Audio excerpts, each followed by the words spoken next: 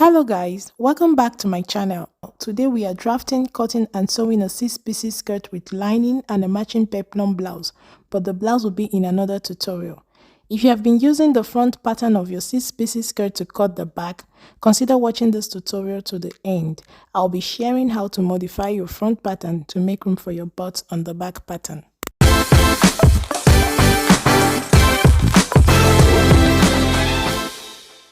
My paper is folded into 2 at 11 inches, the width of the flare of the skirt, but I'll be using 10 inches for this tutorial. From my start line, I'll go ahead and impute my vertical measurements. I'll be adding a waistband to this skirt. My waist to hip measurement is 8 inches, minus 1.5 inches for my waistband. For me, it's 6.5. My waist to knee measurement is 17 inches, minus 1.5 inches for my waistband. For me is 15.5 inches. The actual waist to knee measurement of my client is 19 inches, but I went up 2 inches to give her knees enough room to move. The full length of skirt is 39 inches minus 1.5 inches for the waistband, and I have 37.5 inches. I'll mark this and I'll square out these points. This is just a quick illustration of what we are drafting.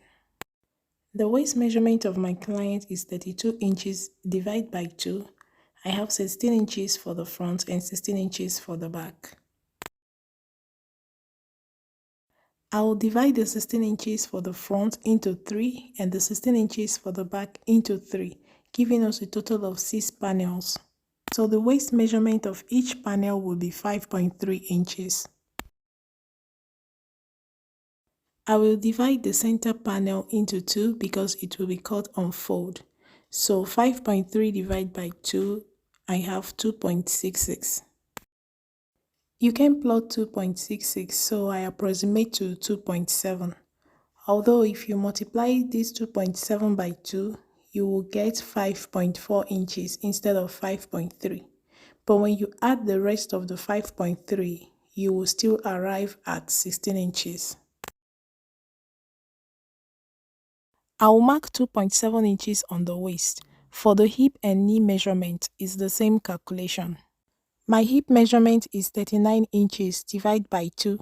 I have 19.5 inches for the front and 19.5 inches for the back. Just the same way we did for the waist, I will divide the 19.5 inches by 3. Each panel for the front and back hip measurement will be 6.5 inches. Then the center panel I will divide by 2 because it's cut on fold, and I have 3.25 inches. I will do the same calculation for the knee. The knee circumference I'm working with is 33 inches. The calculation for the knee measurement is on the screen. The width of my flare on fold is 10 inches and I'll connect these points.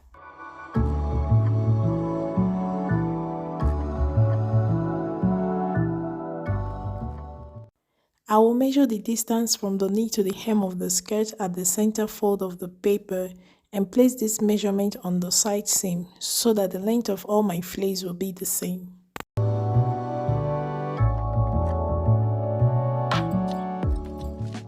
So this is our pattern for the front. I will add half-inch seam allowance all round and cut it out. Here we have our front pattern on fold. I have traced it out on another paper for the modification of the back. The only difference between the front and the back panel is that the center panel of the back pattern is cut open because of the zip. So the back pattern becomes 4 pieces instead of 3. I will draw in my zip allowance and will move over to the modification of the back pattern.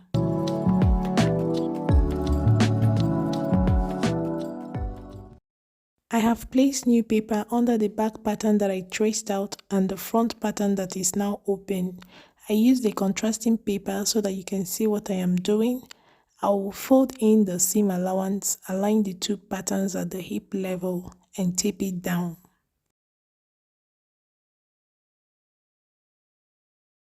This is the back pattern of a basic skirt block. Here is the original waistline and this is where it was raised. Here is the front pattern.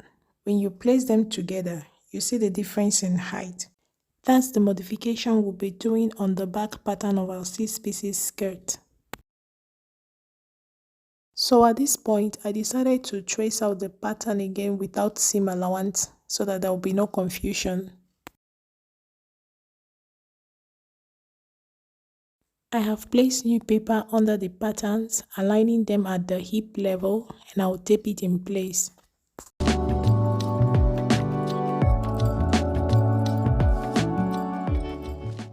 I'll go ahead and re-establish the waistline and other important lines on the pattern.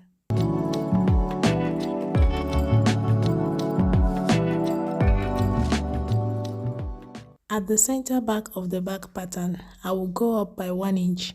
I will square out this point a little, and with my French curve, I will connect it back into the waistline. At the side where I will join the center back to the side back, I will measure the difference between the new waistline and the original waistline and report this measurement on the other side. This will prevent any shortage of fabric. I will go ahead and redefine my new waistline, draw in my zip allowance and cut out the pattern.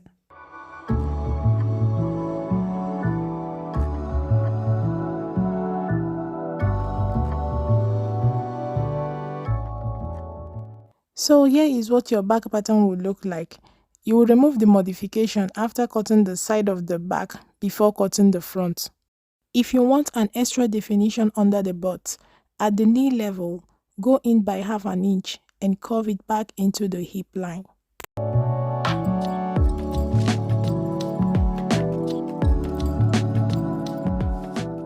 You add back this half inch or whatever inches that you removed at the center back knee back to the side seam and connect the line back to the hip level. So you just go ahead and connect the new line from the knee back to the hem of the skirt on both sides and draw in your seam allowances. I will not be doing this for this skirt because this skirt is for an aged woman, although the skirt will still define her shape, but respectively. So if you want that extra, this is how to do it. This is my back pattern all cut out. I added extra 1 inch allowance on the side back, so I have a total of 1.5 inches, just slightly below the hip, and I curved it back into the half inch all the way down to the hem of the skirt. I will go ahead and remove the modification on the pattern to cut the front. I will put it on fold to cut the center front and open it to cut the sides. I will also add the same seam allowance as I did for the back pattern. So here are all my pieces cut out. I have also cut out the lining. I use a skirt block to cut the lining. The length of the lining is 2 inches below the knee. I'm using an invisible zipper for this skirt. The only thing missing is my waistband, which I will show you along in the video.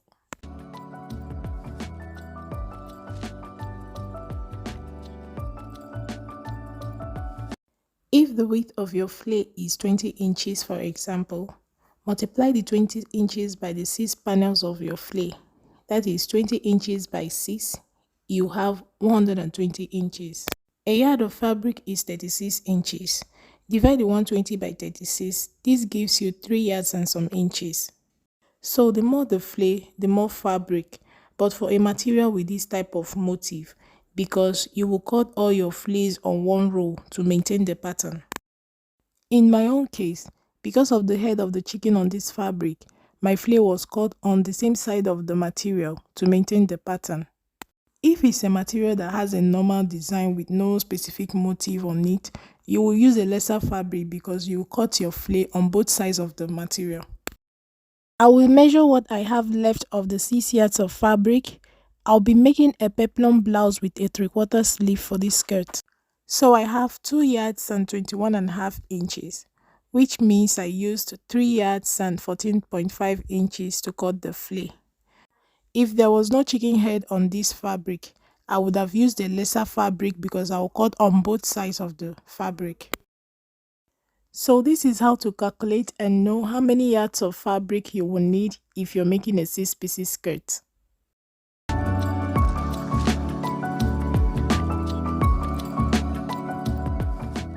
I'll start by joining the center back panels, leaving a space for the zip. The length of my zip is 7 inches with the width of the waistband included, and I'll join the rest of the back panels.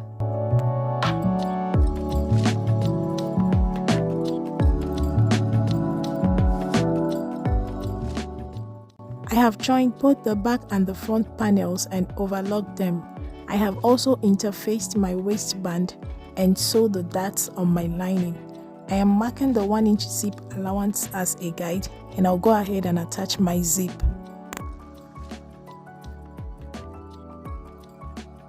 The zip has been attached.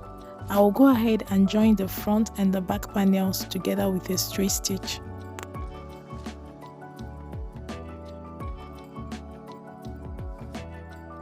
I have joined the front and the back panels. You can see the modification we did on the back pattern for the butt. Your skirt should not be on the same level like this. Otherwise, the waistline of your skirt will be slanted backwards when you wear it.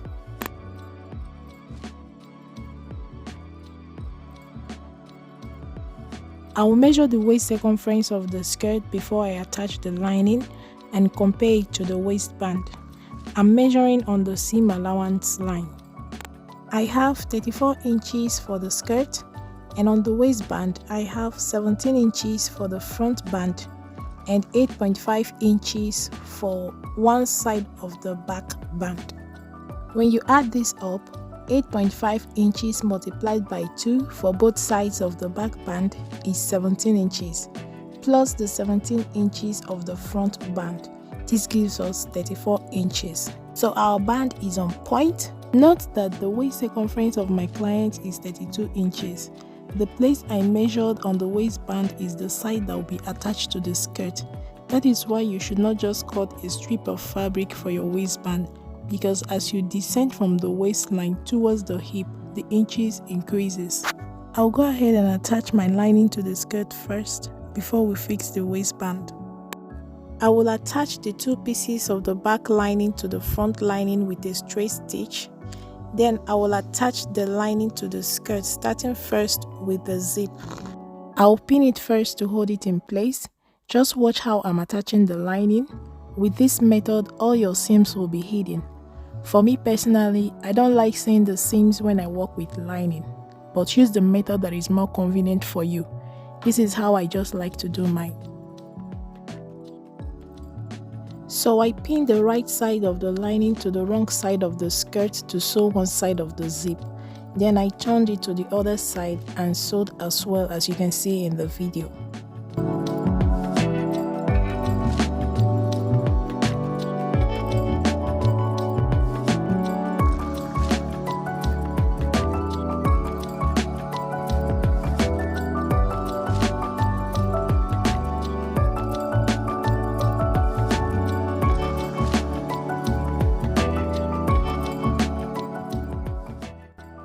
After attaching it, the two wrong sides, that's the wrong side of the lining and the wrong side of the skirt, will be facing each other, and you will have a clean finish outward. The lining has been attached to the zip. I will stitch close the center back of the lining and secure it to the waistline with a straight stitch.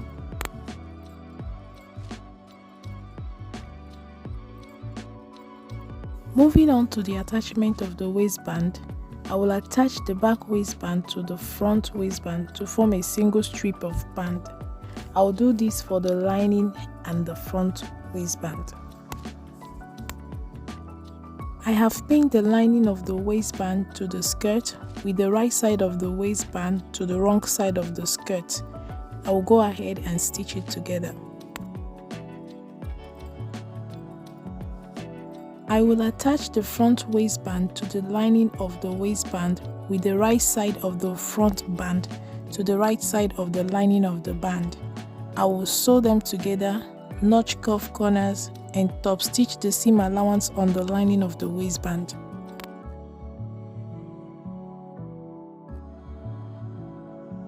The waistband is almost ready.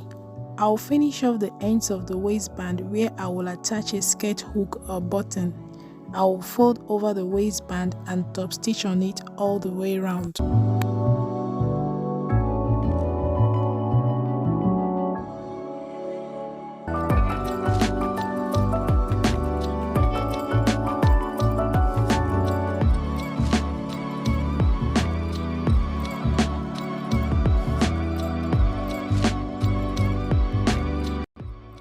The waistband has been attached and the inside of the skirt looking very neat.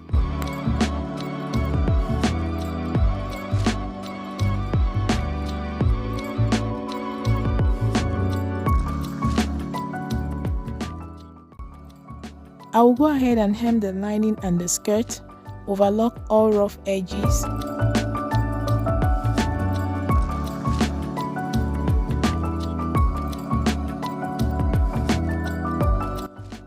I will tack the lining to the skirt on both side seams so that the lining does not fold up while working. I'll give the skirt a good press. And that's basically all there is to this tutorial.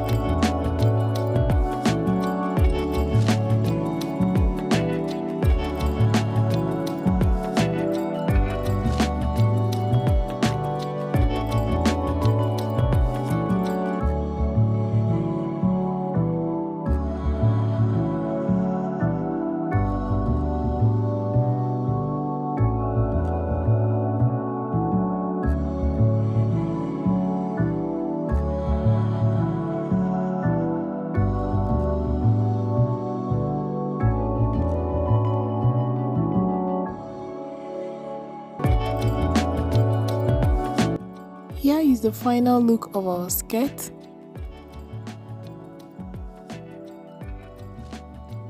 This is the inside of the back of our skirt. I'll add a skirt hook here.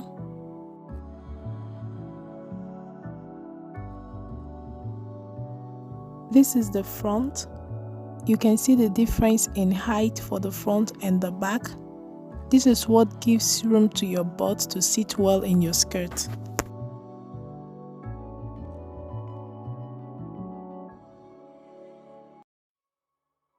Here is the wrong side. All seams are hidden neat and beautiful, and I tacked the lining on both sides of the seam of the skirt to avoid rolling up.